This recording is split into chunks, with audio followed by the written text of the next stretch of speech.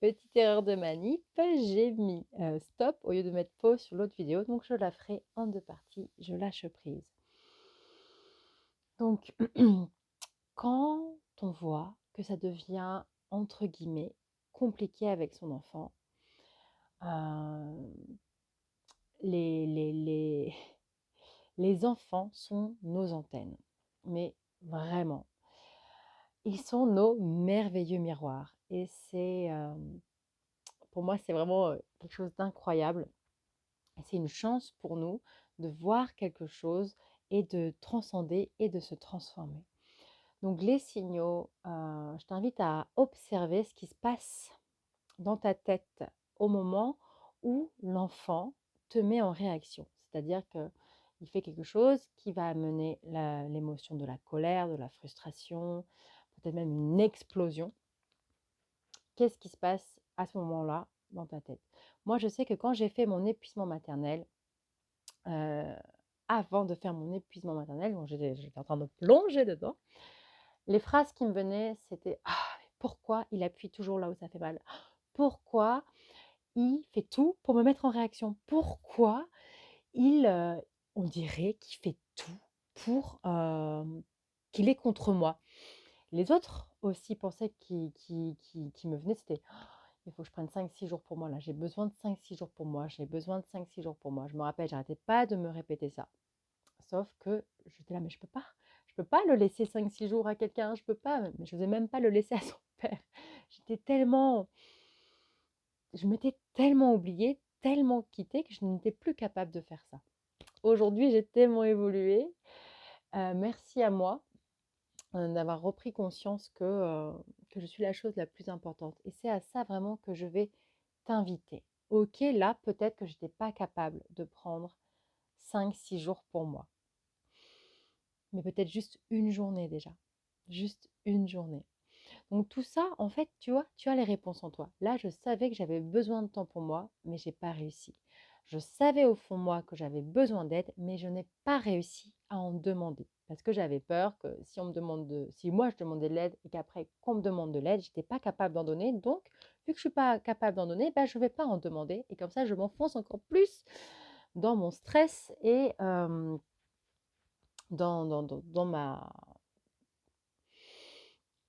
mon épuisement maternel. Déjà, sois douce avec toi.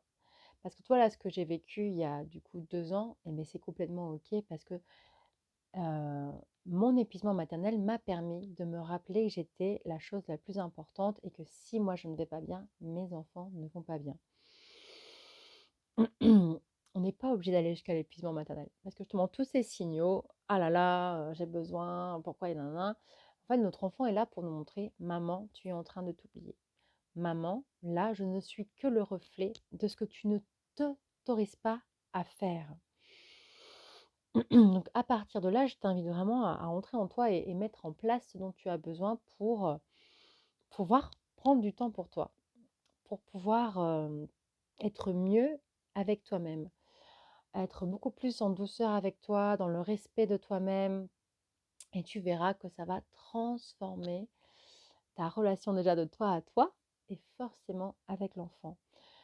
Dès que l'enfant, est dans ce truc, on dirait un petit peu, en anglais c'est sneaky, un petit peu, on dirait qu'il fait tout pour nous faire péter un câble.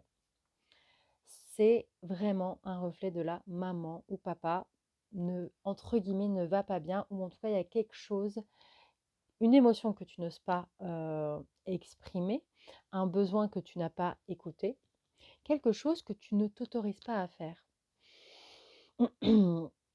Et donc, la meilleure chose, c'est encore une fois de t'écouter. Si papa et maman vont bien, les enfants vont bien. Après, peut-être que ça peut venir aussi d'un environnement extérieur, et c'est juste en fait un appel. C'est je te mets en réaction pour te faire réagir, soit de toi à toi, soit moi j'ai quelque chose qui se passe mais je n'arrive pas à l'exprimer, donc je fais du bruit, donc j'attire l'attention. Ça veut dire aussi je ne me sens pas en sécurité puisque forcément si ma maman ou mon papa ne se sent pas bien, l'enfant se sent un peu vulnérable. Après, si on veut rentrer encore plus loin dans, dans ce que ressent l'enfant, je vous invite vraiment à... Mmh, l'enfant ne supporte pas mettre en réaction ses parents. Alors, on va dire: «Ah, c'est marrant parce que c'est ce qu'il fait». Il le fait complètement inconsciemment. C'est juste que les enfants sont des éponges et donc ils ressentent forcément ce que tu es en train de ressentir. Donc tu peux, par exemple, lui dire: «Écoute, là, je ressens de la colère, j'ai besoin de prendre l'air pour aller l'exprimer dehors, aller la relâcher». Voilà, vous pouvez mettre des mots. «Je ressens de la colère par rapport à cette situation». L'idée, c'est de ni vous culpabiliser, mais ne pas le culpabiliser lui non plus. Parce que ça, c'est quelque chose qu'il ne supporte pas. Et après, par exemple, quand il va dire «Maman, t'es méchante, je t'aime plus». En fait, là, il parle de lui. Il pense que c'est lui qui est méchant et il pense que vous ne l'aimez plus parce que là, il vous a mis en réaction. Donc, moi, vraiment, quand je ressens de la colère et que je sens que je n'arrive pas à la contrôler et que j'ai pas pris ce temps de sortir, je reviens toujours vers mes enfants, enfin mon enfant, et je lui dis: Je me suis mise très en colère, je te demande pardon, je n'aurais pas dû crier, nanani nanana ninana».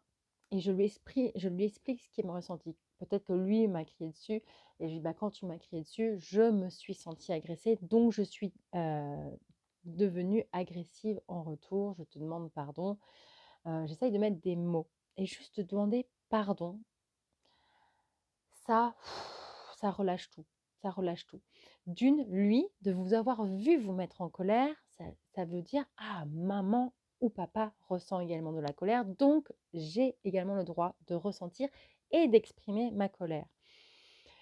Parce que si on est toujours là: «Tout va bien, tout va bien, tout va bien, tout va bien», on crée un peu cette image de perfection, j'ai plus le mot en français, de perfection.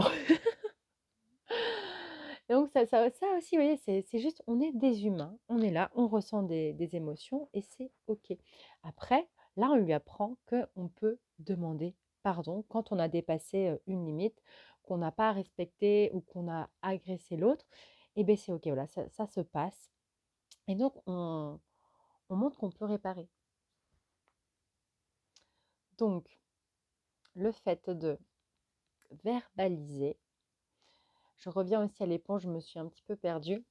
Nos enfants sont des éponges et souvent, bah, la colère qu'ils vont peut-être exprimer, ça va être la nôtre en fait, ou la frustration, ou et le fait juste de dire: «Bah, là, en fait, tu ressens ma colère». Moi, souvent, ce que je fais, c'est que je lui dis: «Tu peux me la rendre. Je ressens de la colère par rapport à une situation extérieure». Comme ça, il sait que c'est pas du tout, par rapport à lui.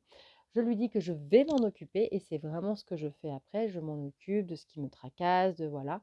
Il me la rend et souvent, ç ça va, lui, en tout cas, ça va le soulager parce qu'il comprend mieux: «Ah bah là, je ressentais de la colère, je savais pas quoi en faire». Bon, bien sûr, il le dit pas comme ça, mais c'est ce qui se passe intérieurement et ça va relâcher.